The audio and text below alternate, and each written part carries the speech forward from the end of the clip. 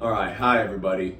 Now I'm assuming if you're watching this video, you definitely know who my dad is, Steven Anderson, and most likely you've probably seen some of the videos that my siblings have been making.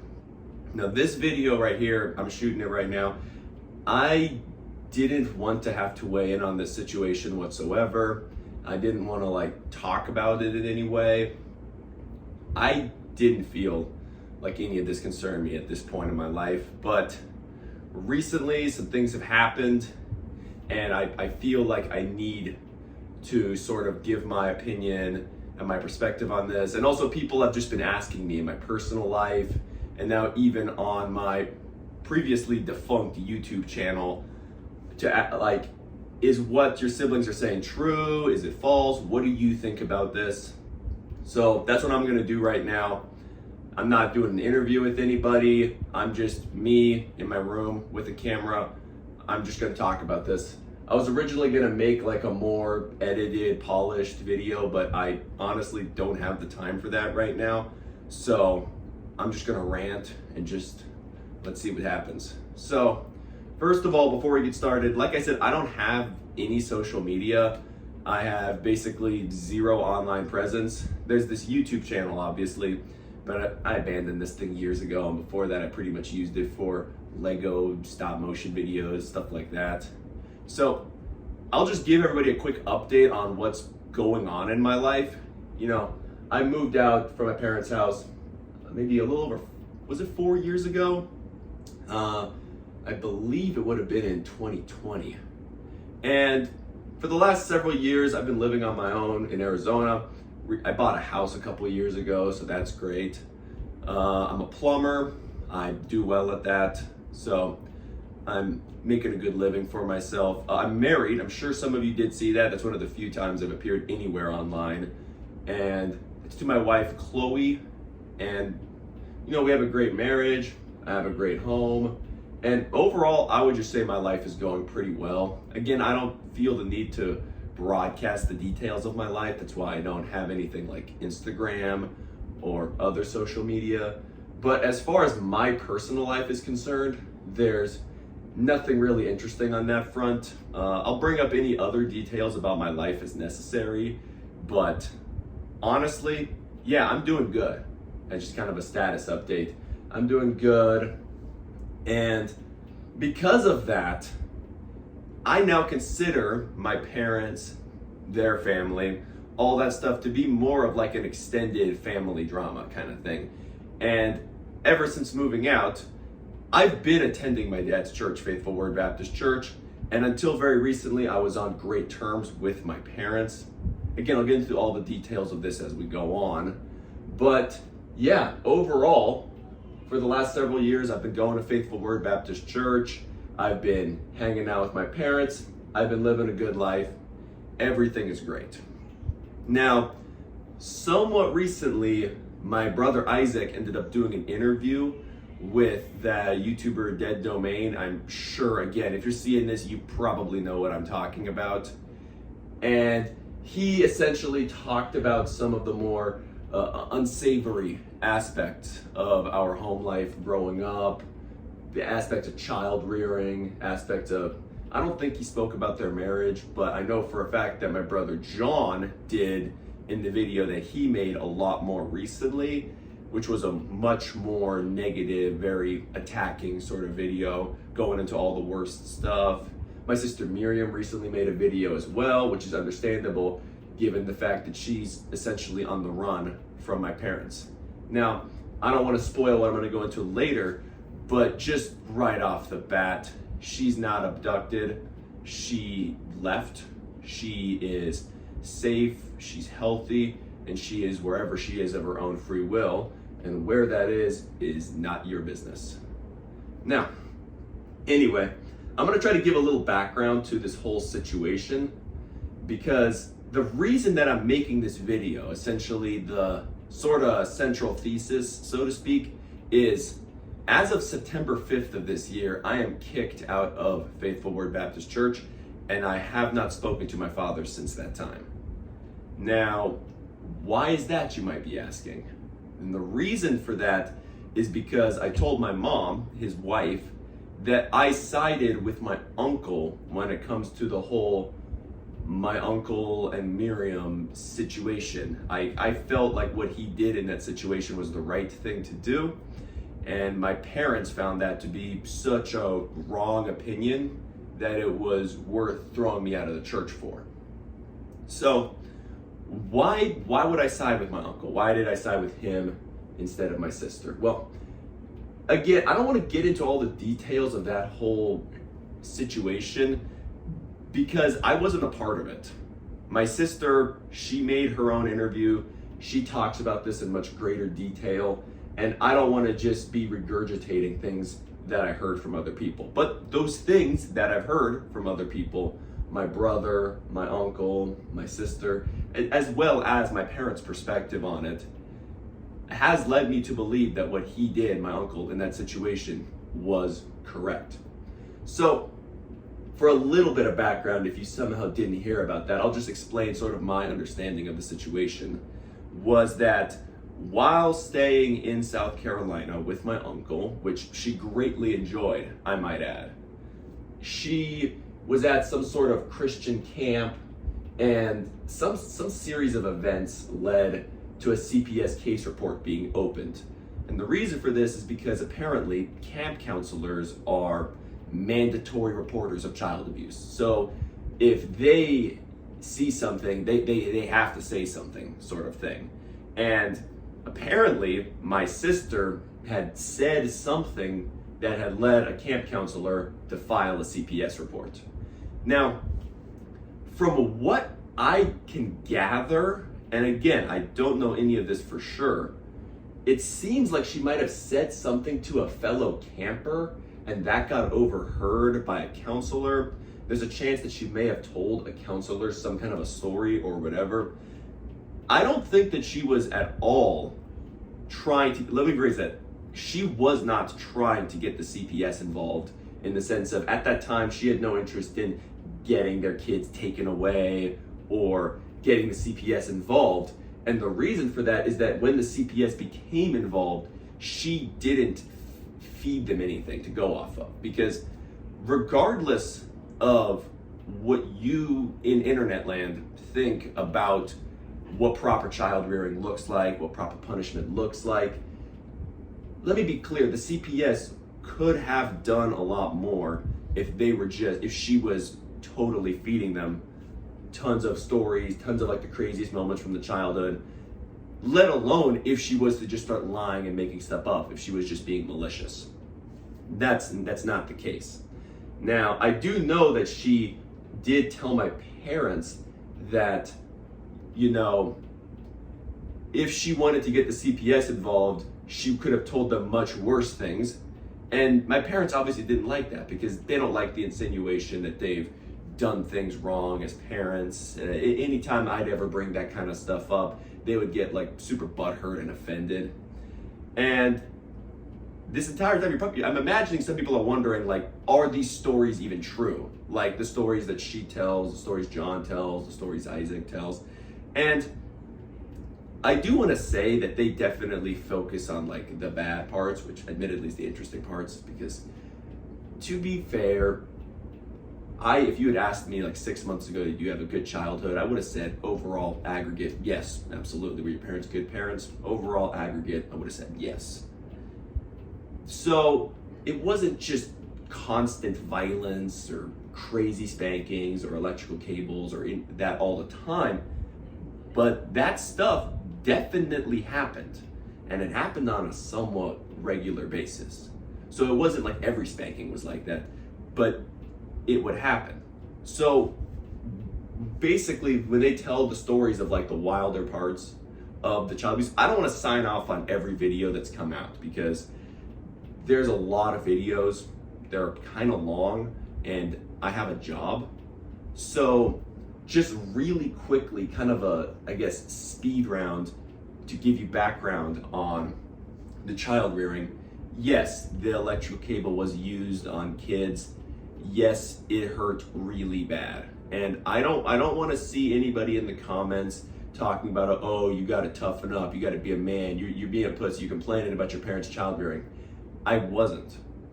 I grew up in that household and I wasn't a pussy, and I did understand that people, might do things wrong or fly off the handle. That's why I was on good terms with my parents, and hung out with my dad and my mom for years afterwards. And you didn't see me on social media just the moment I moved out, oh, my parents are abusive, whatever. Now, were they ever abusive? Yes. I don't know if you can necessarily, I won't even want to be the one to pass judgment on them being abusive parents. They definitely acted abusive sometimes. Really, I don't want to pass judgment on that kind of stuff at all. I'm not going to sit here and talk about, were my parents abusive? Is my parents evil? Is my dad qualified to pastor? I don't want to be the one to pass that kind of judgment. I'm going to just give some facts of the situation, and you guys can kind of draw your own conclusions. I don't have a reason to make this video. I myself, as I said, am fine. But people are wondering what's going on, and I keep getting phone calls from various people like, is this stuff true? So I gotta make this video, and I will say that what my dad has been doing recently is completely unhinged. But I'm kind of going off on a tangent here. Anyway, something at that camp led to a CPS case report being filed, and because of the way that my sister responded to them when asked about it, they weren't happy about that, and they essentially needed her home so they could get her in big trouble. And my sister, she didn't want to get into big trouble. So I don't know if at this point or a little bit before this point exactly, she had told my uncle sort of about our home life at the house.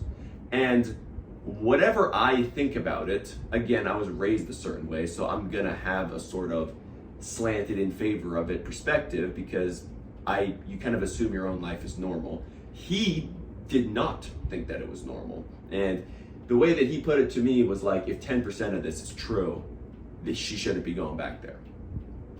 But on top of that, my sister basically told him, I'm not coming home. I am either gonna stay with you, if you'll have me, or if you drop me off at the airport to fly back to Arizona, I'm leaving the airport and I'm going to disappear. Now, my parents kind of spun it as like she wouldn't have been able to do that, but given more recent developments where she could no longer stay with my uncle, she has indeed successfully just gone off the grid as far as all of you are concerned. So she's very clearly capable of just making her own way in the world, but obviously my uncle, his perspective is it's better if he can stay with her.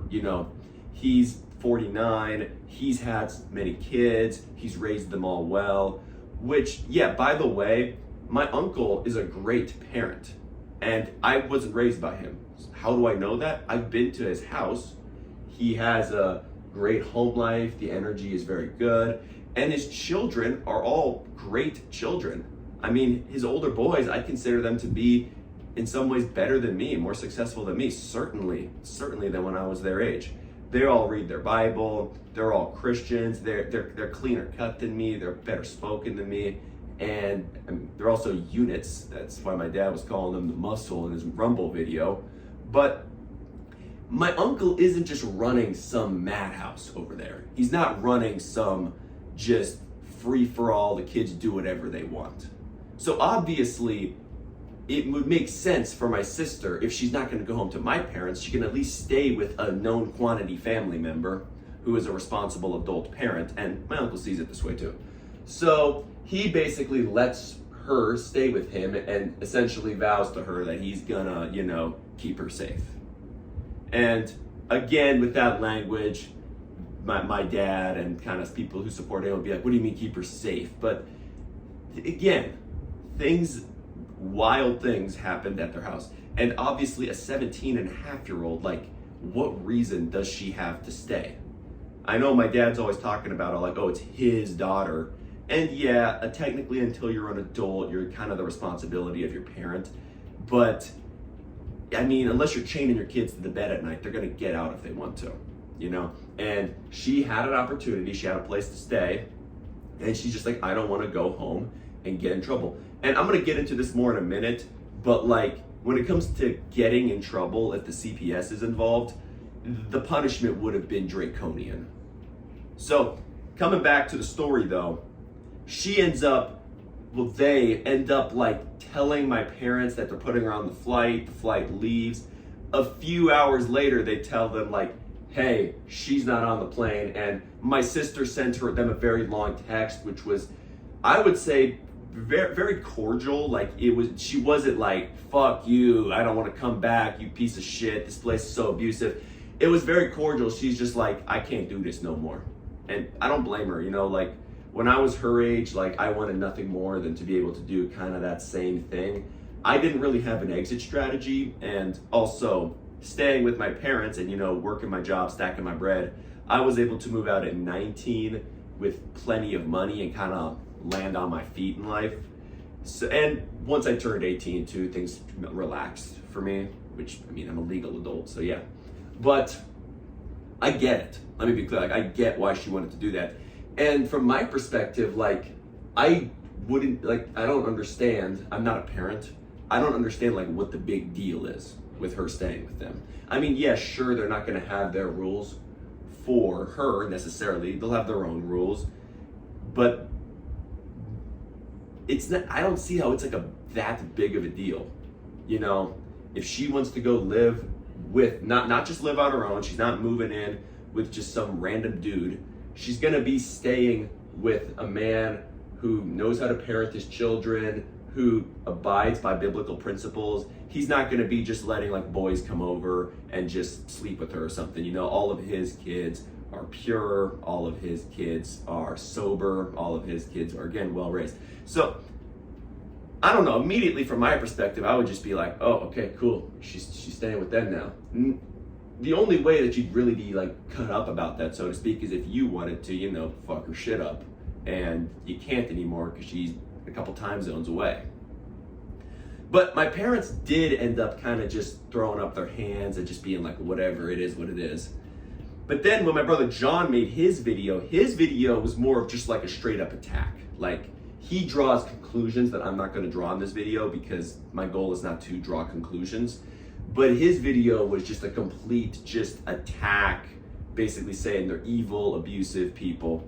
And the reason for his video was literally simply, what he told me was that he just woke up and just had to get it off his chest. Like he's like, I don't know why I haven't done this sooner or something. So again, whatever your perspective on that isn't relevant to me because I didn't make that video, but he makes that video. And because he is also a mandatory reporter, same as the camp counselor. My brother is an EMT, so he is also legally required to report child abuse. So if he's online talking about child abuse and his boss finds out that he's not reporting it, well, now he's being confirmed to not be doing what his job is. So then he files a CPS case report as well. Now, the CPS end up going to my parents' house, and this kind of stuff happens a lot. Again, even the Miriam thing, that kind of blew over, but now they're here because of John. And they need to see the kids. Isaac, John, and I, we're all adults. We've moved out, so they don't give a crap about us. It's fine. Miriam is a minor. Miriam's a minor, so they're like, where is she? Now, according to the way that my parents spun it, it was basically they needed to see Miriam, and Miriam was not allowed to be staying at my uncle's house unless they like signed guardianship over to them or something. According to my brother, Isaac, this is completely untrue. And what they basically told him, told the CPS, and Isaac saw this firsthand, was that, she's staying there against their will. And if you tell them that, well, then they're gonna basically be in, I don't know, whatever the government speak equivalent of get your shit together. So then it's like, well, yeah, they need to get Miriam back now. So my dad ends up flying out to South Carolina, and keep in mind, this entire time he's had kind of a chip on his shoulder about Miriam being over there and about Miriam kind of dissing him about the whole, I could have said worse kind of thing. And he never got to get her in trouble for the CPS thing, So he flies out there, and sort of due to, the network, we live in the digital age, information moves fast, and there's a lot of people who are aware of what's happening. She is like aware that he's coming. And I believe the police were even sort of, officially the police were on my dad's side because legally they are. But like the cops called her job and were like, hey, you know, sit tight. We're going to be on our way to pick you up or something. Which kind of seems like they're sending her a signal. I don't know. But anyway, he ends up going to my uncle's house and just going apeshit in their front yard, screaming at his kids about how they shouldn't exist because they're IVF babies and he doesn't deserve to be a parent, just freaking out at my uncle. And of course my cousins are kind of, you know, just whoa, which he said that, my dad did, not even me. Like he wasn't doing anything. And my sister wasn't there at the time. And she ended up, I mean, I don't think she was there. Again, this is all kind of hazy, but basically my dad goes out there, he gets the cops involved. They basically say that she's been abducted or something, which she hasn't. Gonna get back to that. But long story short, and if you want the long story, watch Miriam's video. That's the first-hand account. I'm just kind of recounting details here that I only partially understand, just to give background to what I'm going to say next. She ultimately ends up escaping. She put herself in a hospital for having a panic attack, which people say my brother John told her to do that. He did not, but he was like immediately impressed as like, that's the move that you would do in this situation. Chances are decent that my brother John is, you know, like a public servant type of thing. Chances are that some other cop or firefighter or ambulance, whatever, like somebody might have told her to do that too out there, because he didn't, but he like approved of it. Like that would have been the move, at least to my knowledge. But I don't know exactly what happened there, but the point is that she ends up going to a hospital. She escapes the hospital and she just disappears off the radar. And there's like I could count on one hand the number of people who in this sphere who know where she is right now. Now, my dad seems to think that she is at my uncle's house. She's not. Gonna get back to that again. But anyway, so the long and the short of it is that my sister didn't like her home life already, talked about that to somebody. The CPS were called because of what she was talking about, some kind of, I don't know, loose lip sink shit situation. And then because of that, my dad just got to drag her home because he wants to get her in trouble. And she don't want to do that. She ends up staying with my uncle. My parents tolerate it for a while, but after another CPS thing where they, again, something transpired, more likely they like said something to the CPS about how they don't want her out there, so they're like, well, then you got to get her back type of thing. So then they end up trying to drag her back again, and again, she's not going, you know, like you're not going to be able to like literally restrain her necessarily. And they talk about in my dad's Rumble video about how they were like threatening to use the CPS. That's not really what's accurate. What's accurate is more like she has to be with her parents unless there's a reason not to. Now she doesn't want to go back to her parents. So if the cops are coming to like drag her back to her parents, then at that point she could say, I don't want to go back because I'm being abused, and boom, CPS is it now. So it's more like they don't want to do the CPS, but if they have to explain why she doesn't want to go back, why she's staying with them, then the CPS is getting involved. That's a thing now, you know? So she ends up fleeing, and when all of this was happening, kind of just like a meanwhile in Arizona, you know, I'm living my life. I'm doing my thing. I'm kind of just almost popping the popcorn and just like, wow, Lamau, this shit crazy type of thing. Well, my wife, Chloe, she worked a side job like for my mom. My mom has a lot of side businesses. She's actually quite good at them. And, you know, she gets a lot of work. She has a lot of local customers in the area. She does like a few different side gigs. And they're like actually lucrative, good side gigs for like actual companies and professionals. So, you know, she actually needs some help. And my wife was working actually a really good gig that my mom put together for her. You know, you get paid cash. I mean, you get paid $10.99 at the end of the year, but she was paying her like a good wage. Like, it was a great job, whatever. But when all the stuff happened with the more recent, my dad flying out this stuff, she was ranting to my wife all day about the situation. And while I wasn't like trying to pick a side, I did not side with my parents in this situation. I felt like they should have just left Miriam alone, and I feel like if they had just told the CPS, oh yeah, she's on vacation with her uncle, she's staying with her uncle, you know, they wouldn't have cared. The CPS wouldn't have cared. So like I wasn't liking what my parents were doing. So when they're just ranting about it to my wife, who is supposed to be working their job, you know, like when I go work a job, my boss, I've worked at a job with the owners of the company, we're a husband and wife, and they were like going through a divorce and stuff. I didn't hear about it. Like I knew that was happening, but they weren't like ranting to me about their divorce. That's unprofessional.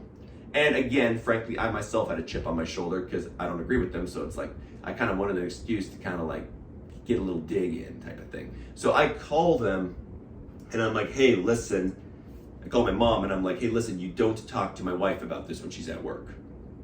And she's like, okay. And she's kind of brusque, but I mean, I get it. And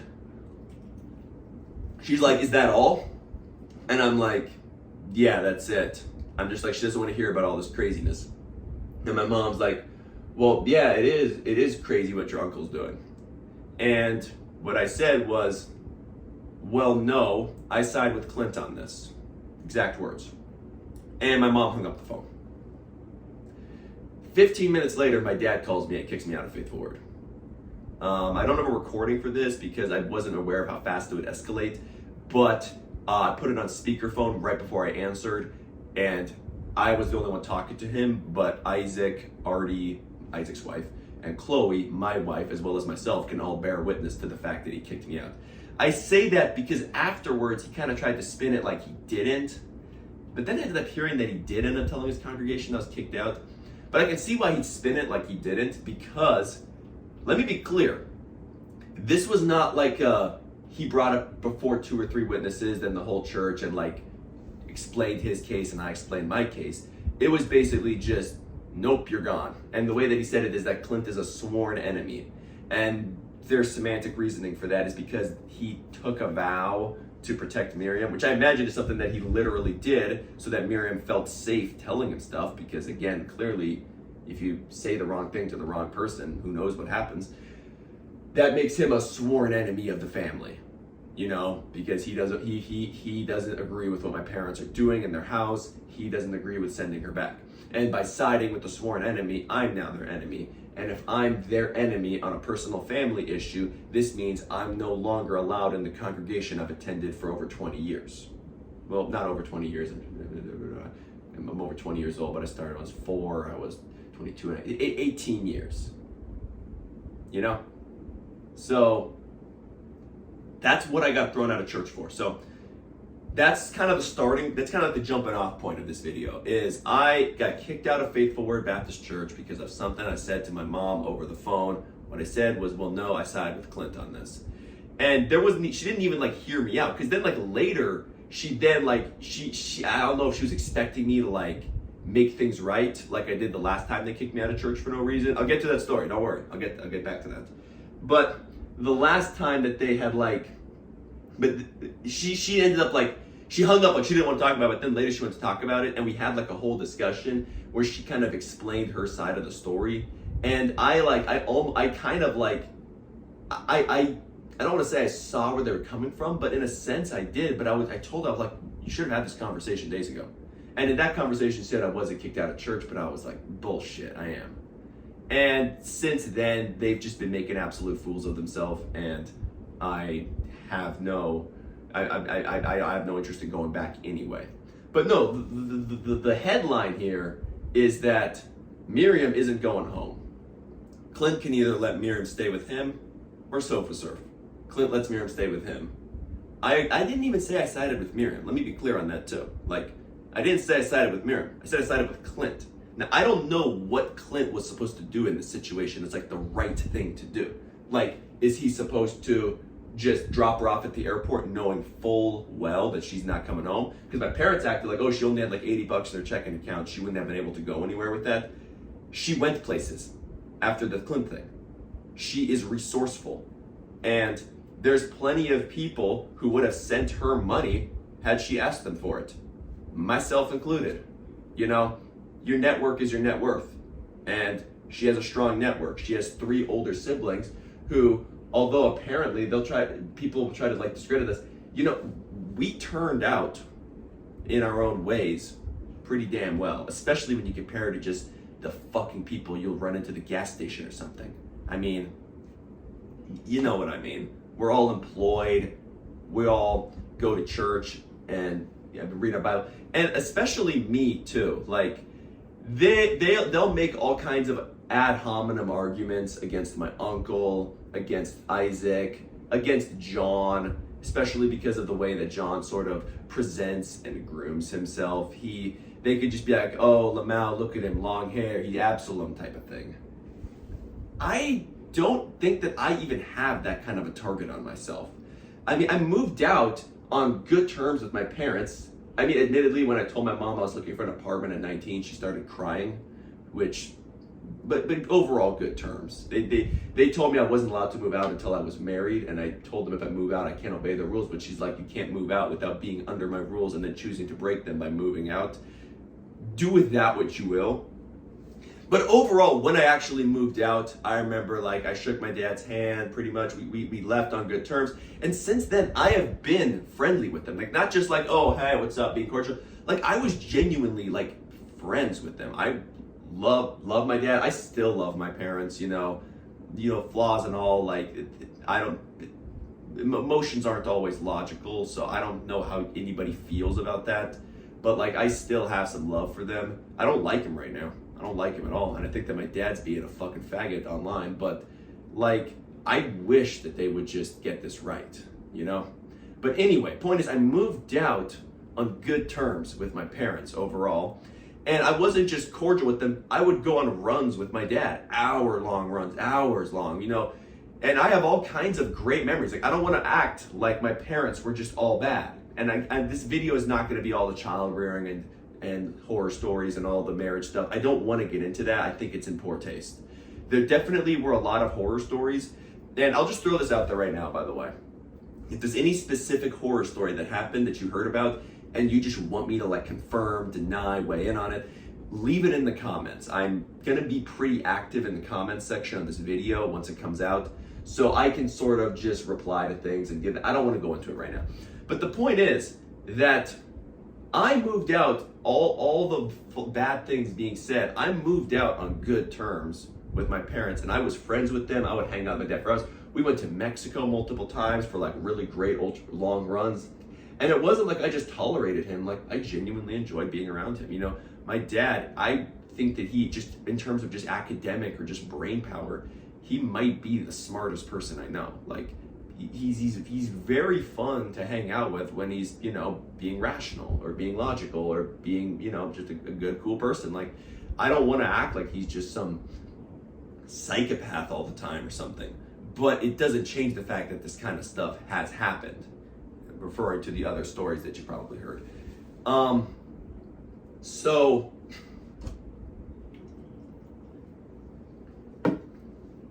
after moving out, though, I didn't just go off the rails. You know, when I was a lot younger, my dad told me that the 3 things that he expected from me, like as his child, were I need to work an honest job to make my money, I need to stay in church, and I need to be pure at my wedding altar. And I do all 3. I'm married now, but I went to my marriage altar pure, a complete virgin, you know, like, I did it the right way. And he may not be able to say that about all of his children, but he can say that about me. And on top of that, I stayed in church, and you don't see me running crypto pump and dumps on Instagram. I work an honest job for my money. I'm a plumber. I kind of held up my end of the bargain, so to speak, as a son. I wasn't like publicly embarrassing him. I wasn't going and bitching to people about my... So I feel like I should have been on really good terms with them. But apparently I was just on a hair trigger of getting thrown out, because clearly if I say I side with Clint, they're not going to reconsider their position in any way. They're not going to listen to me, because why would they listen to me? I'm a 23-year-old, well, 22 at the time, but my birthday was yesterday, which, happy birthday to me, by the way. But anyway, I'm some 22-year-old that they don't got to listen to me. My dad's double my age, you know? So instead, it's just you get thrown out of church over this, which That in and of itself is just pretty wild. Now, I want to get a little bit more into why I kind of sided with Miriam. And if you wanted some juicy like child abuse story or whatever, I'll give you one. I don't think you guys have heard this one before. Everybody's heard the one about my head getting slammed into the concrete and splitting open. Yes, I still have the scar. Fortunately, my hair is too long to show you. If you don't believe me, fuck you. Anyway, there was a different time many years before that where I was taking a sign language class with my brother John. I don't know why, but like I like studied sign language as a kid. I don't know it anymore, but you know, I was always doing like different elective classes because again, good shout out to my parents. They were always trying to keep us like super educated, super boned up on various skills, topics. They just, want us to grow up to be smart. And we were at it was like a public school kind of thing. There's like a teacher at a table, a few of us like younger people there. I think I was like 12 and John was a few years younger than me, single digits, I think. I was not older than 14, but I think I was closer to like 12 or 13, and then John would have been whatever age he is at that time as well. And we're at the class, and they have like some paper, pencils, whatever, and I think we were like early or something. And so my brother John, when he was growing up, he was like a cartoonist. He'd always be like drawing shit, like drawing. He was good at it. When he started, I feel like you have to start as a real young kid when you don't care about the quality, but he did it his whole life growing up. So by the time that he was like 10 or 9 or however old he was in this situation, he's drawing pretty funny cartoons, whatever. Well, he gets an idea, he's gonna go draw just a bunch of just violent images. So he's drawing like, and I'm not talking like fucking like Saw 4 storyboarding or something. I'm talking like, just like machine guns and buildings exploding and tanks and like people yelling, whatever. Like again, he was not like a disturbed youth or something. This is just like, imagine what, like, if you were to give like a 8-year-old boy army men, like what they'd be doing with that. He was like drawing that sort of a thing on paper. Now, we didn't go to public school growing up. Now, this is a good thing. I'm happy about that. But we weren't aware about like how people at public school will like freak out about certain thing. We didn't hear that story about the kid who bit his sandwich into a gun and got into a bunch of trouble or something. So for us, him leaving these drawings at the school, he like folded them up, stuck them in the pencil box. He just kind of considered that to be like a goof or a gaff, just like, oh, someone's gonna find this. This is crazy, It's like, I don't know. It'd be funny, someone's gonna find it. It's sort of the equivalent of like if you're at the Apple store and make the phone wallpaper like some weird picture you took of yourself, where you start writing weird things in a notepad for someone to find. Well, our mom picks us up from the sign language class, and on the way home, she gets a call from the school, and they are none too pleased about this development. And they're like, you're not allowed to come back. Then they're freaking out, whatever. And I guess they maybe considered that he was some kind of a disturbed youth. Again, I don't know. It was stupid the way that they reacted. That's clear. And again, we're kids. We don't know any better, okay? But my mom freaks out about it. She already thinks we're in trouble. Well, we get home, and there's like some kind of like a note on the door from the CPS. And it's basically like, if I get dispatched, I'm a plumber. If I get dispatched to a call and the homeowner isn't home, I'll like leave a business card to show I was there and they need to call me or whatever. It was like that, but from the CPS. And at the time, this is the detail I'm hazy on. I don't know if the CPS was because of the drawings, because people would call the CPS and my parents a lot. I don't know if it was because of the drawings. My parents at the time thought so. I don't think it was personally me, but this is going off of memories formed when I was like 12, so I wouldn't have known, I don't know what details to look for. If you want to pretend for the rest of the story that it was because the CPS was because of what I did, the point I'm going to make is still going to stand. And if it wasn't because of what I did, then it's going to stand even harder. Anyway, so because of that, let's just say it was, that means that something that John did that was kind of stupid, but absolutely not malicious. And again, stupid, like if you were like 15, but he's 9. He's not gonna know any better. And that got the CPS involved. Now, my parents' perspective was that I was the chaperone. It's my job to stop this kind of thing from happening. But I'm not that much older.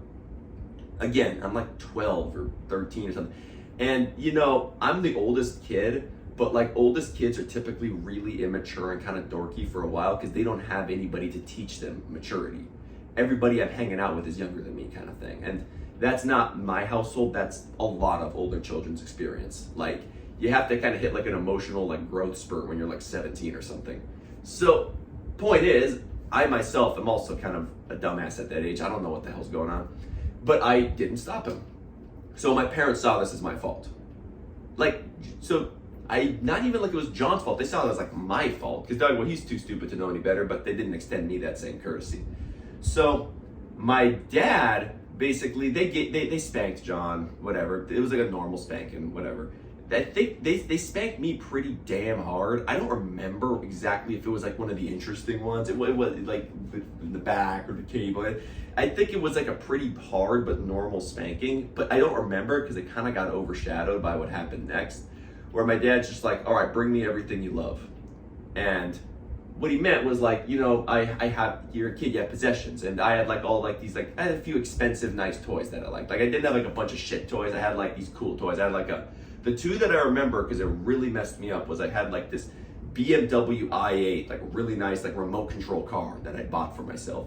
And then my brother had given me for my birthday, like this little, like on Amazon, they have like those are like emulators where they're like a rip-off. They're like unofficially licensed like Nintendo games from the 80s and 90s, like basically like whatever Soulja Boy ripped off with his like Soulja console or whatever, where it has like all these included games, but they're all like really old and basic. But I wasn't allowed to have game consoles or hardly any electronics growing up. So this was cool for me. And you know, I mean, you can eat with one of those. People in the 80s and 90s grew up with those kind of games, you know? I liked it. And my dad took that, my dad took my car, my dad took just a bunch of other stuff, like hundreds of dollars of like nice toys, and just smashed it all in front of me as punishment. Because he was like, you know, you didn't stop him, you need to be punished. So an inadequate punishment for me failing to chaperone my brother properly in a situation I could not understand was to take all of my stuff and smash it in front of me so I don't have any like things anymore. And it also does lots of psychological damage. So yeah, that's what happens when something my brother did that I didn't prevent might have possibly involved the CPS. So imagine what happens to Miriam if she says something to someone about her home life and the CPS is involved. Do you think for 1 second that she would have gotten anything more lenient than that? Because she's older, she could be expected to know better, more so, again, assuming that they're totally in the right. And they claim that like that's some bygone era, they're not like that anymore. But what reason does Miriam have to believe them? I mean, they could say that all they want, but it doesn't matter. Again, I'm not somebody, I didn't move out of the house all pissed at my parents. I didn't like have this bitchy, they spanked me too hard attitude. Which, by the way, people with profile pictures of them deadlifting 3 plates with a belt on, like need to sit down about being a pussy, okay? I can do that raw, and I run ultra marathons. I've run a 58-mile race. I've run a sub 4-hour marathon. I'm not saying I'm an athlete, but I'm not some kind of a pussy, okay? And that being said, yeah, shit was wild at the house. And this is the kind of stuff that would happen, you know? You would just get all your shit smashed. And that was not the only time I got all my shit smashed, to be clear. My dad smashed a lot of things. Because again, it's like you spank a kid, it hurts, but it's over. The punishment's over. And why would you want the punishment to end? You break their stuff, it fucks with them for a long time. You're not gonna buy them new stuff. We had an allowance, sure, but like, I'm not saying I should have gotten some fat allowance, but like, you're not getting a lot of money. Like, to replace what I got, getting like $5-10 a week, again, not complaining about the allowance amount, but it takes a while to build your stuff up and then you get it all smashed. What am I gonna do with that? You know? And so it's like this longer lasting punishment. And of course, like, you're a fucking kid. You smash things in front of a kid that they like that fucks with them. And my dad was always doing that. I mean, I was on a camping trip one time and I caught some lizard. All these lizards, I caught a lizard stuck it in a Gatorade bottle chasing around. My dad wanted us to clean up the campsite and he felt like I was being kind of lazy and not pulling my weight, so he just threatened to rip my lizard in half if I didn't clean up the campsite fast enough. Do with that as you will. So, point is, yeah, I don't want to detract from the positive things that happened in the household when things were good. But when things were bad, things were fucking bad. So, yeah. Why the hell would Miriam want to come home to that? Why would Miriam want to find out what the current equivalent is of getting all your shit smashed? I mean, she doesn't know what they're going to do, you know? And again, they'll spin it one way or another. And here's the deal. If you think that that's an appropriate punishment, that's not even the point. The point is that you have to understand now why Miriam wouldn't want to come home to that, okay? Whether or not you think she deserved it. I mean, you know, do you think a prisoner who robbed the bank deserves to be in prison? Well, it doesn't matter. He doesn't think he deserves to be in prison. So he's gonna leave. That's not a shocking turn of events. And my uncle, you know, his attitude is if she's gonna run, she's gonna be better off with me. And I agree with that, okay? Don't listen to all this stupid shit that's being spread about my uncle, okay? Obviously, I'm not gonna say that he's a perfect person, and do not spin that statement as me even insinuating that I have any issue with him. If you're watching this, Uncle Clint, I love you. Thank you for handling this situation the way you did. And a lot of love from over here for you and your cousins, and I'm sorry for what you guys are going through with what I'm gonna get into later, the doxing. But my dad brings up stuff from the past about like, I'm not even gonna give it a platform. You wanna hear what he has to say, go check out his channel on Rumble. I'd recommend you do so because he makes himself look really stupid in it. I'll show a few clips as necessary. And he basically makes some kind of ad hominem arguments about my uncle. And like, yeah, you could point to some mistakes that he made, but like, my dad would punish his children by threatening to rip animals in half and smashing their toys in front of them. So like, what, is that okay? Because if we're gonna just throw around, because my dad's saying you're complaining about all this stuff from the past, but that's what he's doing with my uncle. So if we're gonna bring up stuff from the past, we can bring up the fact that if my dad got mad at my mom, he would just start ripping glasses out of the counter, out of the cupboard, and throwing them at the wall, and just throwing chairs around and pushing her, shoving her, sometimes like beating her, like. And no, not with a closed fist. They're gonna make some fucking stupid like semantic game about punching, or no, it wasn't that. It was basically, I don't know. They rarely did it around me. I was only in the house for it one time, and it's because when they sent everybody outside, I was like in a bedroom taking care of the baby while they went at each other's throats. And then my mom was like screaming for help from me or something, and I'm like 12, so like, what the fuck am I gonna do? You know? So like, and yeah, it's like, should I be bringing that up right now? Is that in good taste to bring up? Is that appropriate to be talking about? Is that something that I should be holding a grudge about? No, but clearly we're allowed to make these sort of just, oh, look at him, this is the kind of person he is. See, he did this, that he's bad. So we don't. I could just go on about my dad and do the same thing. Okay, I would just say that there's none righteous, no, not one. I know for a fact that I'm sort of. We're all bad people naturally, you know, and you got to make a choice to be good, and we don't always make the right choice. So I'm just gonna observe what happened in the situation. And in the situation, Miriam knew that she had hell to pay, and you can't tell me for 1 second that she didn't at least have a good reason to leave. Again, prisoner analogy. Not that she's a prisoner. They're like, oh, you're saying your house is a prison. No, but the point is, whether or not you think she deserved something, you can completely understand why she wouldn't want to take her punishment. Okay? But I didn't even say I sided with Miriam. Well, let me say it right now, though. I do side with Miriam. But I didn't say that. I said I sided with Clint. Because what else should he have done in the situation? Just, yep, hand her over. Let's see what, I'm going to trust my well-balanced brother to punish her properly. I'm sure that's going to turn out just wonderful. You know?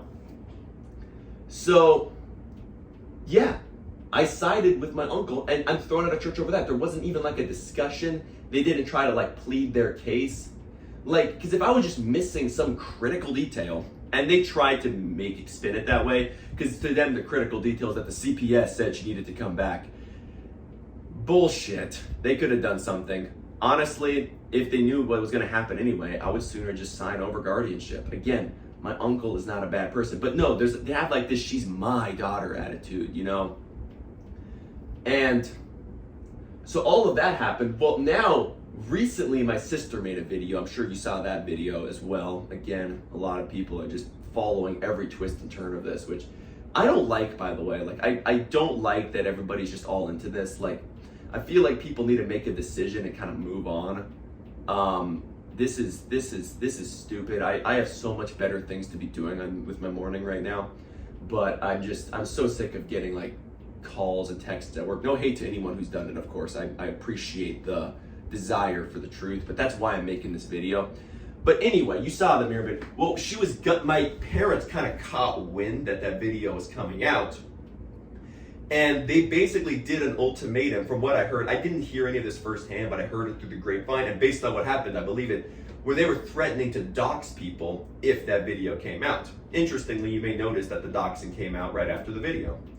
What am I talking about? Well, my dad has uploaded a video on Rumble. The title is Clint abducted my daughter Miriam. And in the video, he says she's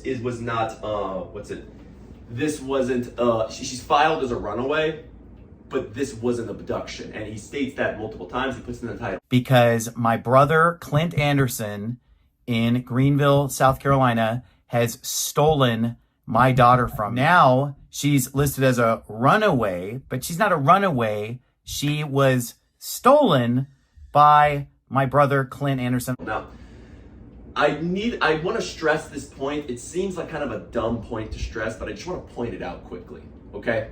A lot of this stuff you can argue back and forth. I could say my dad threatened to rip my lizard I caught in half if I didn't clean up a campsite. My dad could say he didn't say that. And we go back and forth, and who do you believe, right? Well, here's the deal. Do any of you think my sister was abducted? Like, you know what that word means, right? Like, abducted is like a guy pulls up to a park with a van with candy inside and throws someone in the back. Which, by the way, here's the screenshot. My mom said the same thing about my uncle. She literally said that that's the kind of person he is, and that's what's happening in this situation. Do you, any of you, think that it is even remotely possible that my sister was abducted? You don't? Then that video title, and the time he says that in the video, is a bold-faced lie. And any of you who's observing the situation can see that firsthand, okay? My sister making her video, she hasn't been abducted by my uncle who has like a bunch of guys with hoods and machine guns like forcing her to make some kind of an interview. You know, she wasn't abducted. She ran away. You know, I had my boy over at my house a few months ago and he was sleeping on the sofa. I didn't abduct him. She's a minor? Great. I've had my parents' parents' kids over at my house to spend the night after watching a Lego movie or something. Did I abduct them? No, she's a runaway, you know? And he is just, maybe you could try to say he's harboring a fugitive or something, but that's not an abduction. You know, if some guy escapes from prison and I take him into my house, that's not allowed, I don't think. But I didn't abduct him. But they're spinning it that way because I don't know, they just want to make him look bad. But yeah, just to be clear, no, that's a lie. That's just a verifiable, obvious lie. She's not abducted. She is not abducted. Whatever you do or don't think about the situation, she left of her own free will. And of course, on top of that, my parents have made all kinds of weird insinuations about my uncle being like a pervert. Like it's disgusting to even say, but that he like has some like sexually attraction reason to like have her over. Like they say, oh, he's a weirdo, he's a pervert. In my dad's Rumble video, he's like, this 49-year-old dude with my beautiful 7-year-old life. You know, this 49-year-old dude is demanding to just keep my 17-year-old beautiful daughter, okay? Super weird. These are the text messages. You can read it for yourself.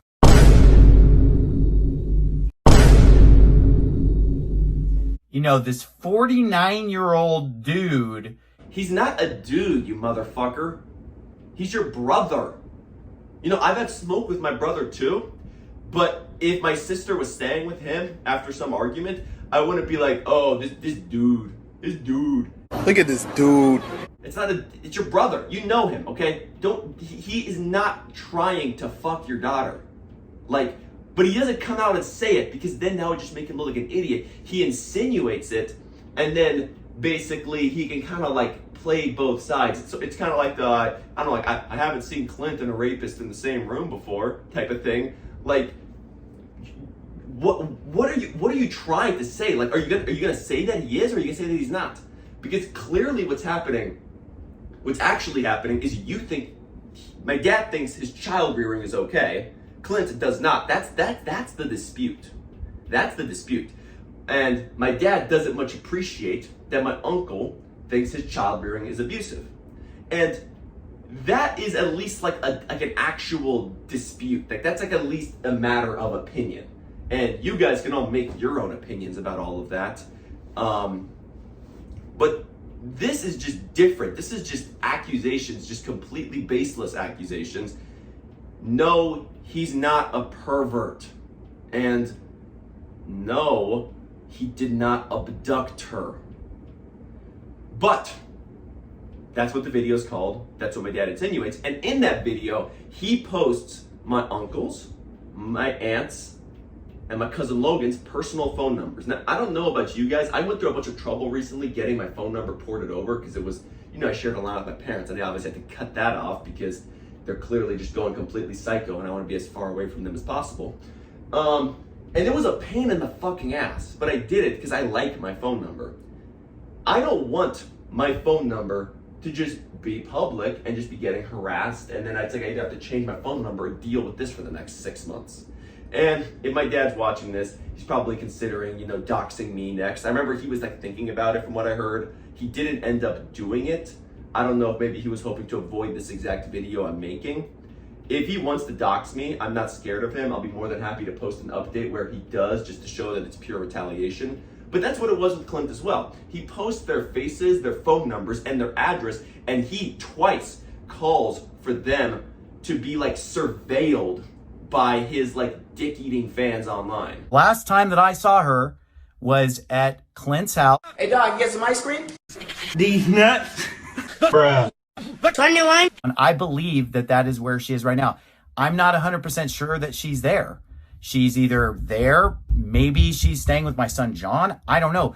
But I believe that she is still at my brother Clint's house. He was holding her there against my will already for at least a couple months. And so again, if anybody lives in that area and is able to, stake out the place or something and see if they can, see her coming or going or something so that we can contact law enforcement right away and get our daughter back. And, and if you live in the area and can actually maybe get evidence of her being there, take a picture or something, I don't know.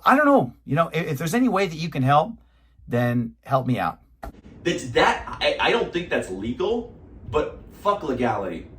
That is not normal. That's not right. You don't get your goons online to go stalk people in real life. I mean, we're reaching sniper wolf levels of online idiocy here, And it's just purely scare tactics. Because he says in the video he wants his daughter back, which, why? But I digress. He could have just puts up the case number and he says, if you've seen Miriam, call the police, give them this case number. That makes sense. That I get if you're just trying to spread the word. They don't need the address. The address isn't relevant because she's not there. That's not where she's staying. She is somewhere else. You don't know where she is. Whoever's on the other side of the screen, there's a couple people who could be watching this who know where she is, but I'm just gonna assume that of the few thousand people who are gonna see this, you don't know where she is. It's not at my house. It's not at John's house. It's not at my Uncle Clint's house. It's not at my parents' house. You don't know where she is. Okay? So there's no point in just stalking people's houses, but that's not really what it is it? It's because he just wants to punish him. And my dad's had this kind of stuff happen to him before, which, you'd think that it would make him less likely to do that to someone else, but I guess maybe he has some experience in these matters, so he kind of knows how much of a kick in the teeth it can be. I don't know, to be honest. I don't exactly get why beyond it just being aggressive and retaliatory.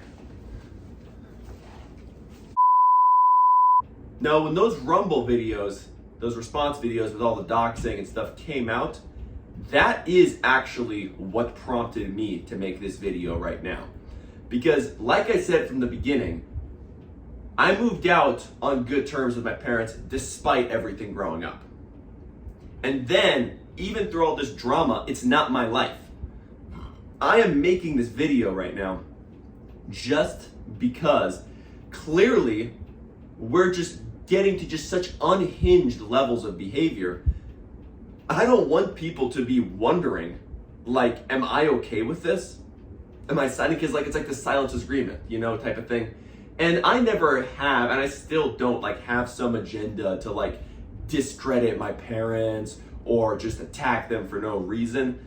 But I'm not just gonna just sit there and just silently agree with what's going on with all of this, And that's probably what they think I should do, what a lot of people think I should do. But again, I'm not making this video to just, go into the details of their marriage or their child rearing, like a lot of the other people. This video, I'm just literally explaining kind of what's happening to me and how they're treating me, just based on siding with Clint. And I am explaining why I believe that Clint did the right thing in this situation. But when I heard that they were gonna be doxing, because I kind of heard that this was gonna happen before, because they wanted to find where Miriam was, and they were hoping somebody would give her up so they didn't have to do that. She didn't make her video, whatever. Obviously, nobody's gonna be just some fucking pussy pushover, okay, here she is, you can go do whatever you're gonna do to her, here you go. No, that's not happening. So everybody stood their ground, and so then they make that retaliatory video. So if we're gonna reach that level of behavior, then yeah, here, I'll throw in my 2 cents on the thing. So that is literally what prompted me to make this video. This hasn't come out sooner because I have a job. This happened when I was in the middle of a massive project at work, and I have things to do. And now I get one off day, the day after my birthday, and I'm spending it doing this. And for those wondering, no, I'm still having a great birthday. As soon as this video turns off, I'm gonna go eat some Cold Stone ice cream cake with my wife and ignore the rest of this stupid situation. But I just want people to be aware. I don't know if everybody has even seen the videos on Rumble that my dad made, but I want people to kind of be aware of the situation, because basically with the way it's being spun is this tranny faggot is, getting these kids all up in arms to discredit their parents, attack the ministry, all this stuff. And it's kind of you wouldn't hit a guy with the word of God, would you? He's this man of God, he's been doing a lot of good stuff, you shouldn't be attacking him, kind of thing. And let me be clear, again, I want to spin the positives here, because I want this to be unbiased, and frankly, I want my video to be an extremely accurate representation of the situation. Yeah, my dad's done a lot of great things. My wife, her family is not a Mennonite, or not Mennonites, because of my dad's ministry. If it wasn't for what he does, I would have never been able to, meet her, date her, marry her, because they'd probably all still be in that cult. And I can't take that away from him. I can't take away, I'm sure there's countless people who have benefited from my parents, and it's not like this undoes all that. I'm sure they did a lot of good things. People are complex, they do good things, they do bad things, and that's why I'm not here to draw conclusions. But people acting like a Clint filled Miriam's head with lies, or that this as they keep harping about how he's some tranny faggot or whatever, is just polluting the kids. These are ideas that they already have. I didn't need anyone to tell me when I was getting beat with an electrical cable for stealing taco shells.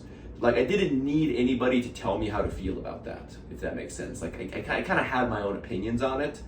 And Isaac, he made his video originally, I think that the guy that talked about him in a live stream in a more negative way, and Isaac commented on the video something to the effect of Lamau, and then the guy reaches out like, oh shit, like I got this guy's on the line now. And he's like, hey, do you want to like actually like do an interview or something? I mean, you could probably ask him yourself for all the details, but that's why he ended up making the video. But the guy wasn't like, your dad's abusive, right? No, it's just a platform. And, he used it. And it's not as if my dad or plenty of other conservative people are above interviewing or being interviewed by these sorts of people, however you feel about that. And if you watch the video, it's not like this guy's asking like super leading questions. Obviously, he kind of wants to get to the more negative stuff, because asking what we ate for breakfast most days is a little bit like irrelevant, which, to be fair, actually was usually very nutritious and healthy. We didn't live in like some sugary cereal household, so I'm grateful for that. Another positive in their direction. But it's not like he is just, I'm sure that guy has an agenda, to be clear. And I don't like the fact that this guy has all this ammunition that he can now just attack Christianity and conservatism with. Like, people are gonna look at this and be like, well, yeah, see, that's how pastors are, man. That's how maybe, strict parents are, or that's how traditional marriages are, or that's how just conservative. This is just a bunch of ammunition for these people to use to attack good things. But here's the deal. That's not my siblings' fault, because they're not the ones who made the rounds. The ammunition is my dad did this stuff. Like, if you don't want people to think of conservatives as being unhinged and over the top with their marriage and parenting relationships, whatever, just don't be unhinged. You can't expect all of your kids to just move out and keep their mouth shut about it. And you had one kid, at least, who did move out and keep his mouth shut about it, and you kicked him out of your church because he privately told you he sided with your brother. So this isn't like, it's like, I'm not gonna sit here and just be told, well, because of all this good stuff he's done, we gotta just shut up and sweep this under the rug. I mean, is that just like a good way to handle things in general with pastors or preachers, or like it's irresponsible? Information has to be shared. And again, I am not trying to attack in the sense of like draw conclusions in terms of, should he be a pastor? Is he qualified? Were they even? I don't even like being asked like, were they abusive parents? Like, I've heard like other stories from people where like they were seeing like hardcore pornography in the living room when they were 5 years old. Like, abuse goes all over the place. Like, I understand that I was not being unfed for multiple days, or like I would consider a thing to be, if you were to raise a fat child, that's child abuse in my opinion, because you're allowing your child to become addicted.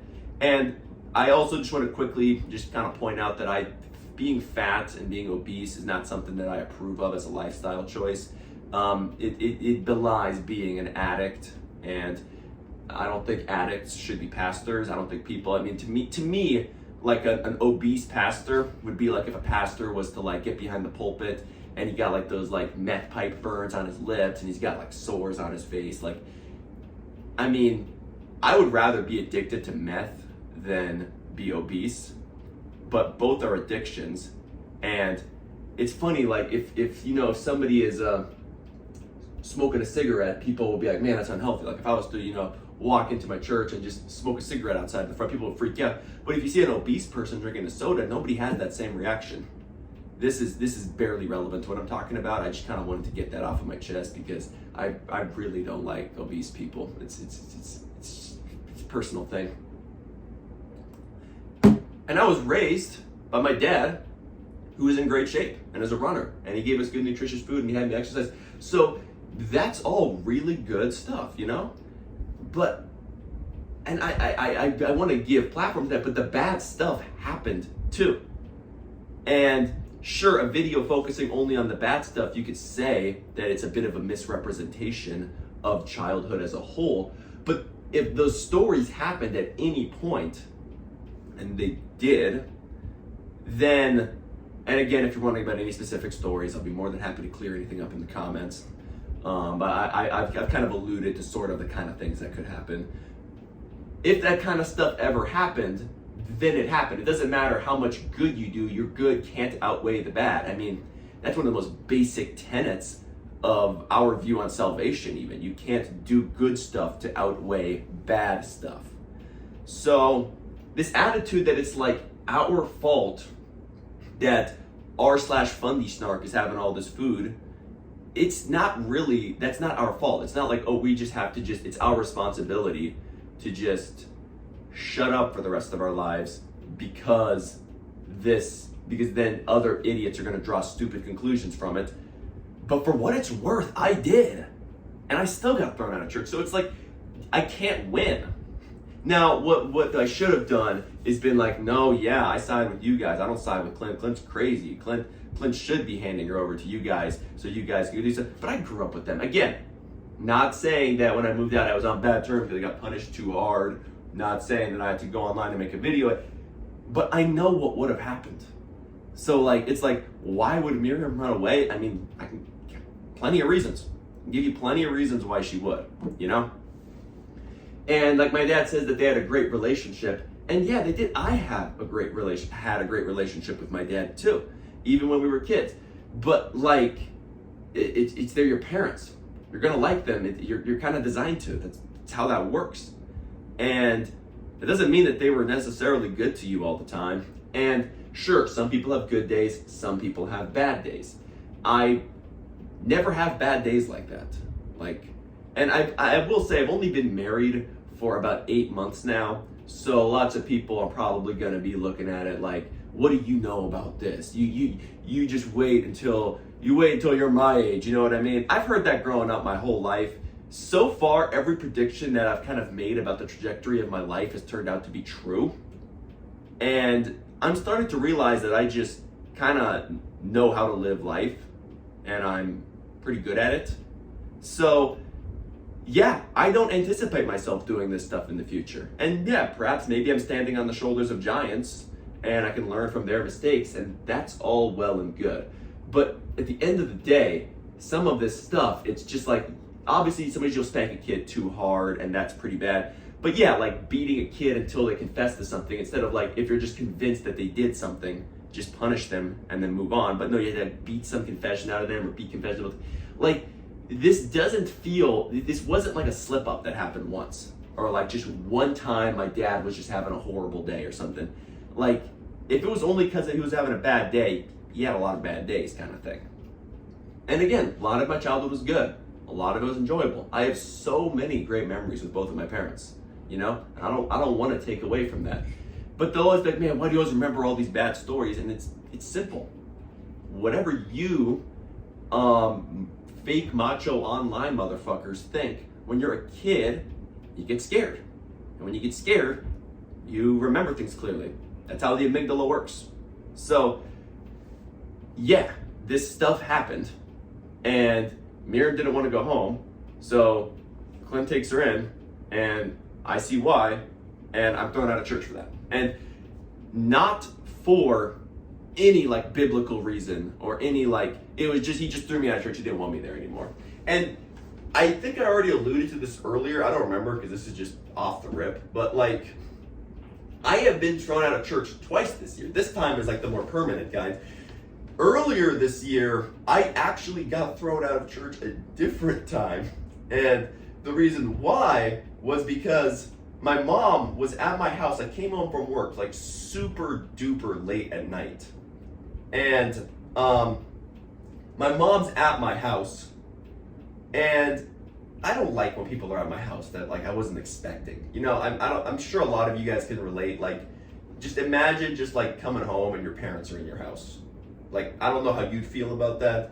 It's a little annoying, but I get it. You know, it was my brother and his wife were having them over because, you know, they had a baby recently and, you know, my mom was kind of participating in all of that stuff.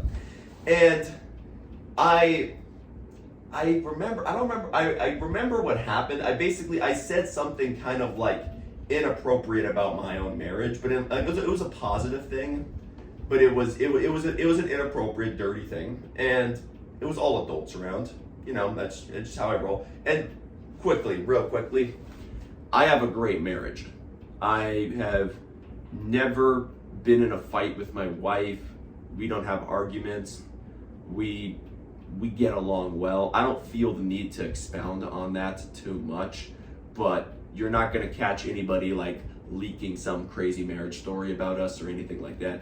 We have a good marriage. And again, somebody's like, oh, well, just wait until you get a few years in, but we'll see about that. I mean, the way I heard it, whenever you get married, you get out of shape. But I mean, we're both been getting in better shape since we got married, you know? So a lot of this kind of stuff is just reductive bullshit from people who are not as good as me. But anyway, I have a good marriage, and you know, I was just kind of blowing off my mouth. I'm not gonna pretend. I'm not gonna pretend like I was being appropriate. I'm not gonna pretend like I was being in good taste.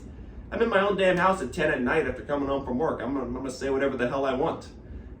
And my mom got mad and she said that's not something you're supposed to say, and she didn't approve of it, of like kind of like my dynamic, my views on not relationships at all, as my relationship of how her and I sort of divide power and how we approach our union. And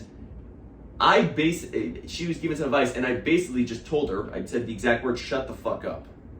And the reason why, I don't remember what else I said, but I know I said that. Like, I want to be clear, I said that, and it was as rude and aggressive and unnecessary as I'm sure you can imagine it would sound like. And my mom obviously got offended by that, but my attitude was, I don't want to hear marriage advice from someone with their marriage. You know, don't want to get into that in this video, but I honestly don't want to hear marriage advice from a lot of people, to be honest, like, because I kind of have a handle on things, and not really much interested in hearing from people who at best have a marriage as good as mine and otherwise have a marriage worse than mine, because no one has one that's better than mine, you know? So I told her that because I'm in a bad mood. She's in my house. She thinks she has the right to give me advice about anything. And you guys say you should listen to the counsel of your mother or whatever, but like, no, not in this case. And anyway, so she didn't like that I said that, but I mean, she moved on. I mean, I tell people to shut the fuck up all the time. You know, like I'm a construction worker. I'm abrasive. Okay. She doesn't even leave. She just kind of like gets offended. We move on. I go to the shower. I'm just trying to live the rest of my night while she's in the house for some reason. You know. Well, I go to church next Sunday, and my dad just accosts me in the parking lot, you know, just angry about how, and he says, you need to apologize right now, or you can't come here, or you need to leave. And I'm like, I bet I'm leaving. I'm not going to be accosted into apologizing. But that time I did later. He then like later called me and was like trying to rant about it. And I actually did end up pouring oil on troubled waters, you know, making things right. Because I ended up later like feeling bad and being like, yeah, what I did was over the top. What I said was inappropriate. And then how I reacted was rude and abrasive.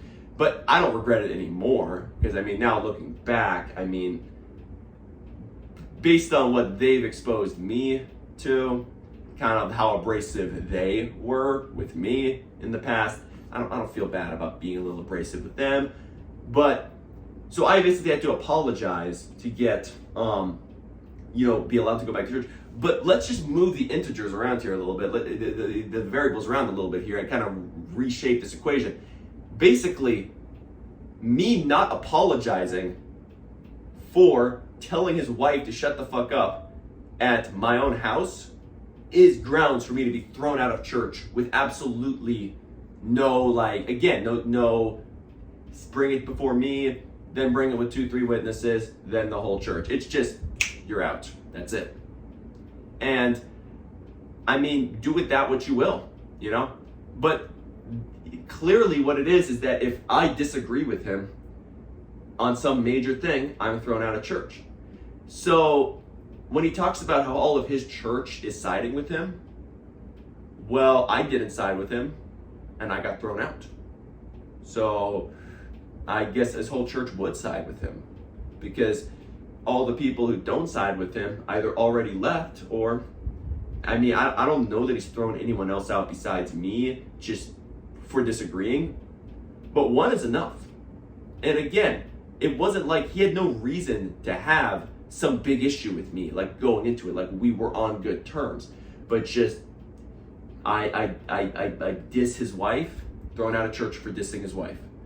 Again, not even at church, by the way, not publicly, in my own house, privately.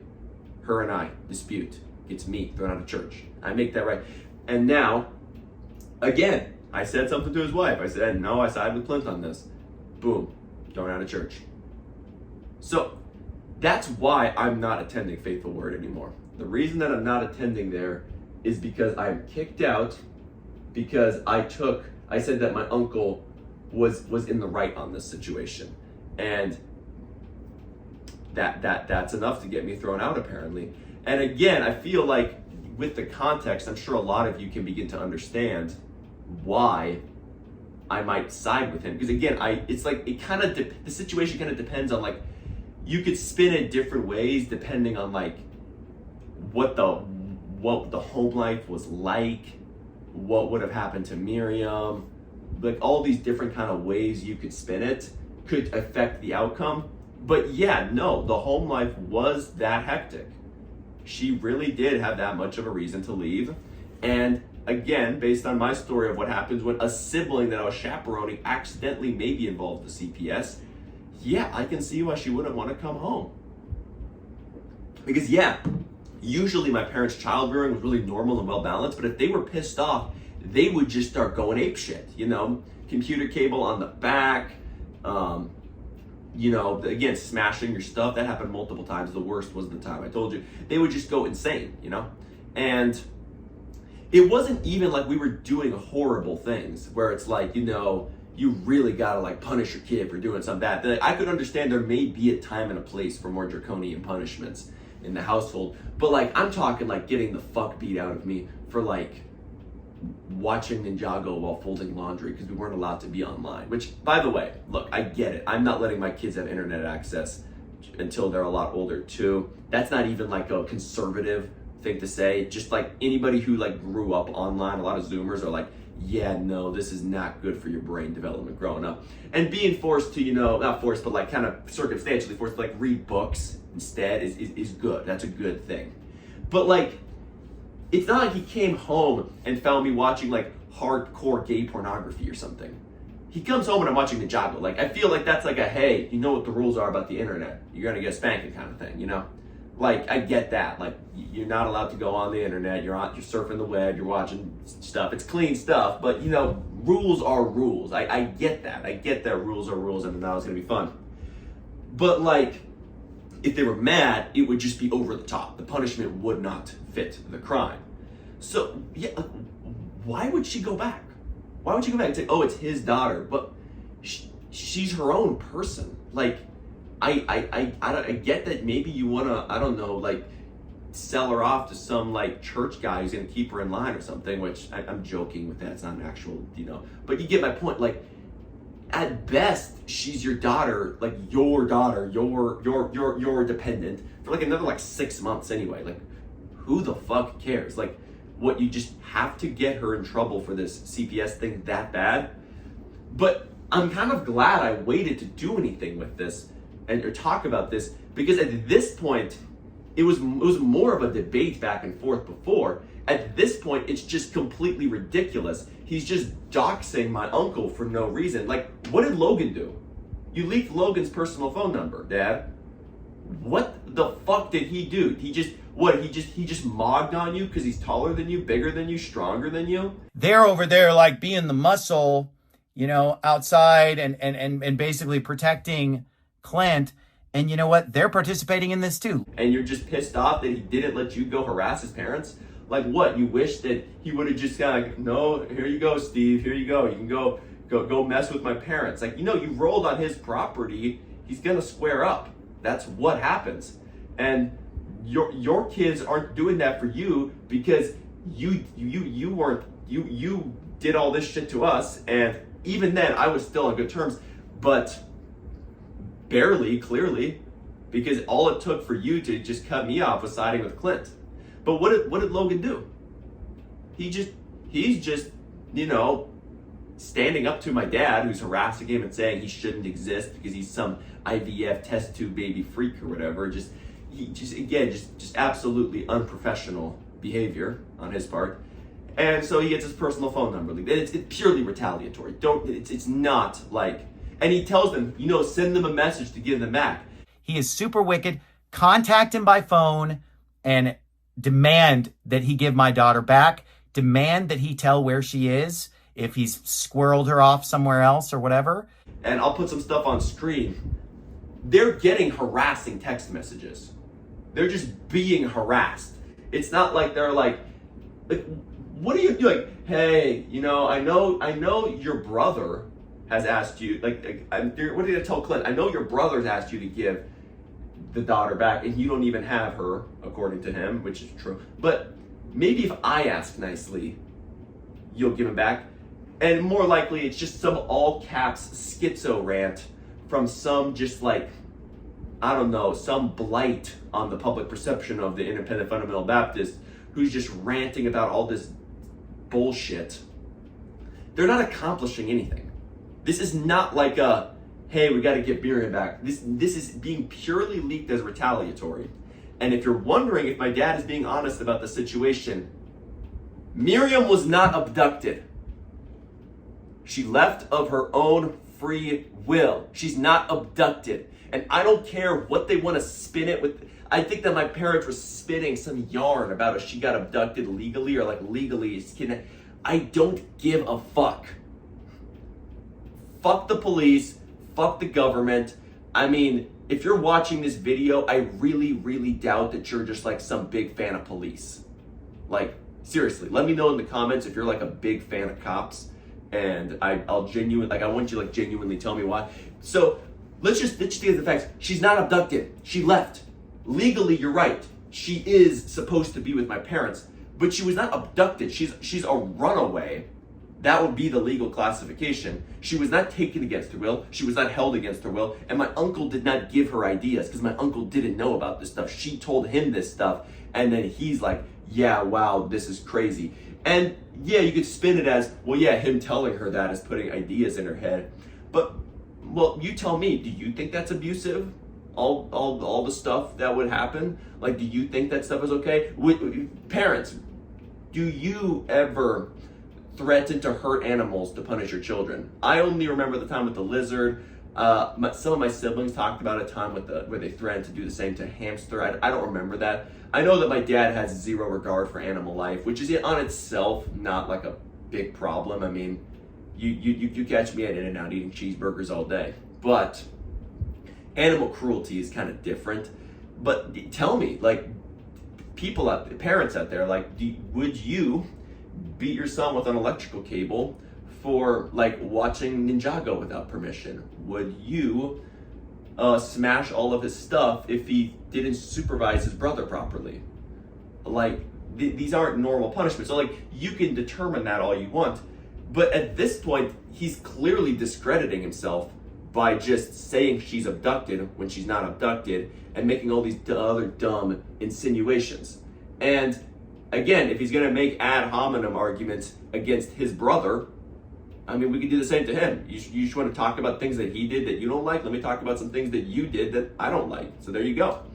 So anyway, that's basically where I'm at in this situation. I don't want to be a part of this anymore. I don't want to have to make another video. I think that this is all just so stupid. And I find it like in poor taste to even have to bring this stuff up, because obviously I get it. I've known my parents for as long as I've been alive. So yeah, you give somebody decades of time, you'll have all of their worst moments. And it's like, you air all their worst moments. Is that really an accurate representation of things? Maybe, maybe not, but that's why I never did this. And after I got kicked out of church, you still didn't see a video. That was September 5th. I'm doing this now because I just will not be associated with him just openly lying about stuff. I've heard that he's claiming that he never hit his wife in anger, which is not true. He did. But he's claiming that Miriam got abducted. Miriam isn't abducted. He's saying he thinks Miriam is at Clint's house. She's not. And he's just doxing them. And that just goes to show he's losing. He's just clawing. He's just grasping at straws.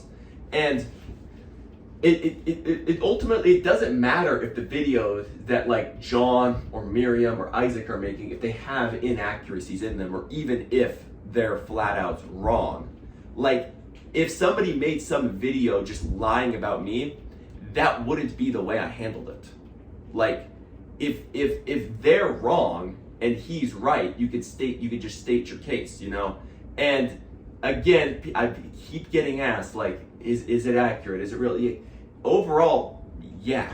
I mean, we're talking about the worst parts, sure. And a lot of the stuff also I can't verify. Like, I'll hear some of the stories that they tell and I have no memory of this happening, or I just never saw it. But like, I can't falsify it. I mean, we all had our own experiences growing up. But like, yeah, generally this stuff is true. You know, spousal punishment, and no, it was not like a kinky thing or something. I know my brother John just made some other interview where he like goes into all that stuff. I did not watch that interview. I want to say that because I was talking about some of the earlier videos that were made that I saw that seemed most of the truth. I didn't see that video. I'm not going to say it's not true. I believe in that video, and again, this part I haven't seen it yet. I'm kind of making this as soon as I can. I don't have time to watch that. He kind of insinuates that like we knew enough about our parents' sex life to where like we knew that it wasn't like a kinky thing. It was just straight up just punishment, like not like the fun DS, you know, kind. Which obviously I know what that is, and I'm very familiar with the difference. That's not what this was. I will say just one thing. I never really felt, looking back as a kid, we were not like crazy exposed to like anything like super sexual, or like it was like to an inappropriate degree. Definitely you would, you know, as a kid, you'd find like a riding crop, or you'd find some other accoutrement, some kind of thing occasionally. But I mean, we all lived in one house. Like, that kind of stuff happens, and it was typically just kept locked up, and like we never like saw anything. We would occasionally you'd find like something, but I wouldn't say, let me be clear, like I never, looking back with clear eyes now, we were not just exposed to a bunch of indecent sexual stuff to a crazy degree. People who grew up with parents, you know things about your parents' sex life. That's a fact. That happens. That to me is normal, and I don't think I was exposed to that any more than any other kid who lives with their parents in general. You know, every kid's had that experience where, you know, you don't go to sleep and like you hear your parents like fooling around in the bedroom or something. It happens, you know. So I definitely don't want to act at all like we were just like being like we were like a part of their sex life or something. That couldn't be further from the truth, in my opinion, and I'm right. But you get the gist of their marriage, and that's not what this was, you know. And by the way, for the record, let's just say it was. Let's just pretend that the one time the spousal punishment was a part of that. Then I'd have to retract everything I just said, because we were exposed to that. We didn't see it necessarily, but like we knew it was happening. They'd be blowing up at each other, and then they have to send us all outside while they do that. So then in that case, we were exposed to that. So if it was sexual, then yeah, actually we were being exposed to BDSM activities as kids. I don't think that's what it was, though. I really don't. To me, it was more of like just, why do you spank your kids? To control them. You don't teach them much with spanking. You just control them until they're smart enough to learn things on their own.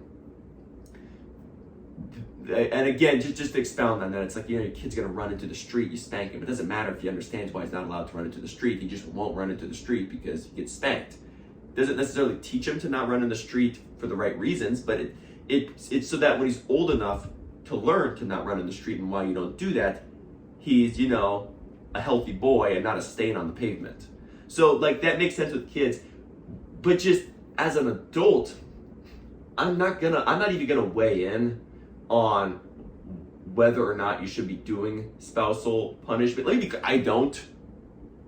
I think it's an extremely bad taste, and it kind of sits at like marital rape tier, where it's like, should you be allowed to rape your wife? And it's like, why do you have this problem? Like, yeah, sure, technically, at least in the way I see marriage, yeah, you kind of are both consenting to each other. Like, you shouldn't have to, like, ask for consent before you, like, hug your wife or something the way you might with, like, a total fucking stranger.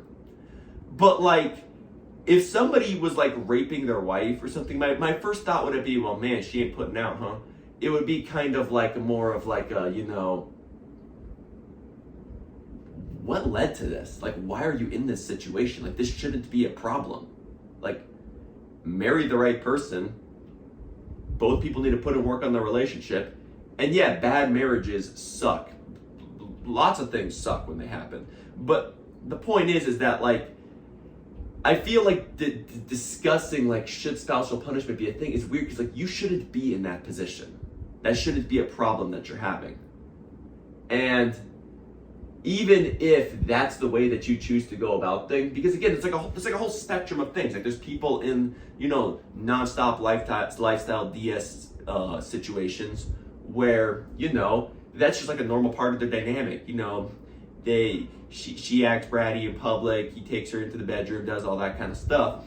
And I guess my just sniff test would be, is their marriage a good marriage? Do they love each other? Do they get along? Like, if they have just some happy, loving marriage, and they're both super happy with what's going on, I have no issue with what they do. That doesn't bother me. Their marriage, it wasn't a good marriage, And I'm not going to say that my dad was just beating the fuck out of my mom with, like, fists or a pipe or something. That wasn't what was happening. And I wouldn't make it like some, like, horrible physical abuse thing, because, like, they kind of agreed on that at least according to my mom, which she would be the victim. So if this was a problem, according to her, it was kind of like agreed on that way between both of them. But it doesn't matter in that sense. It's more just that, like, yeah, they didn't have that great of a marriage. So, like, if this was the way that they chose to work things out, they had to work things out way too often. So that's kind of a tangent, but just bringing it back. Miriam had reason to, want to leave, want to go live with my uncle. And my uncle had a reason to keep her there. And you could make the case that my dad had a reason to want her back, but he didn't go about this the right way. And I'm making this video because at this point, he's doxing people. He's flat out lying. He's insinuating inappropriate things about my uncle. He's not actually arguing his case. He's just flying off the handle. And again, to people who are like, just all like the sort of just appeals to, like, oh, you're listening to this tranny over this man of God, this pastor or whatever. First off, I'm here, okay? I'm just speaking of my own free will. I'm not being interviewed by anyone. I'm not putting this on any channel. I don't even exactly have a motive, except that I just don't want my government name to be, like, associated with all of this crap in, like, is it possible that he agrees with this? I mean, because I've even had, like, I think in my first video view, John, like, even made some comment about how, oh, Solomon's kind of weird. He has some weird beliefs about this kind of stuff. He thinks they did nothing wrong. And that's untrue. And I have to clarify that. So the point is, I just want to just get it out there that, yeah, my sister had a reason to not want to go home. This stuff isn't made up. And saying that Clint is in the wrong for housing her is just, it's ridiculous. And yeah, no, you can't expect him to just hand her over just because that. And it's just because basically the conflict of opinions is that my parents think that their parenting is correct, and my uncle doesn't. And do I think their parenting is correct? I think they did a lot of things well. I think they did a lot of good things, but they did a lot of wrong, bad things. And I can understand why a 17-and-a-half-year-old would leave, and they should have just let it happen. Don't just be like, oh, she's my daughter, I gotta have her. Just move on, Just let it go. And If you're, the CPS isn't even, it's a pain in the ass, but they're not taking the kids away. And I don't know that I would want the kids to be taken away. I don't think that that's the right thing that would happen. Again, I turned out well. I was never, like, nothing permanently bad happened to me. Absolutely nothing like sexual whatsoever in any way. It was just kind of just going over the top with punishment. Which, does that discredit him entirely? No. That's why I was on good terms with him when I moved out. I can look past that. Just, you have a bad marriage, fuck it. You believe divorce is wrong, so you're not going to get divorced, so you have to do what you have to do. Fair. That's fair. You have a temper problem and you take it out on your kids sometimes. We all have our problems, right? That happens.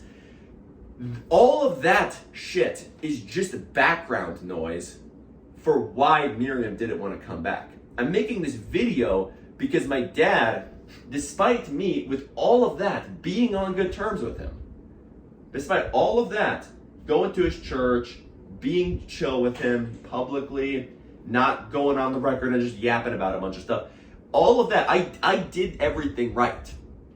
I did everything right. I did what he wanted. You know, like I lived the life that he really should be proud of me for living.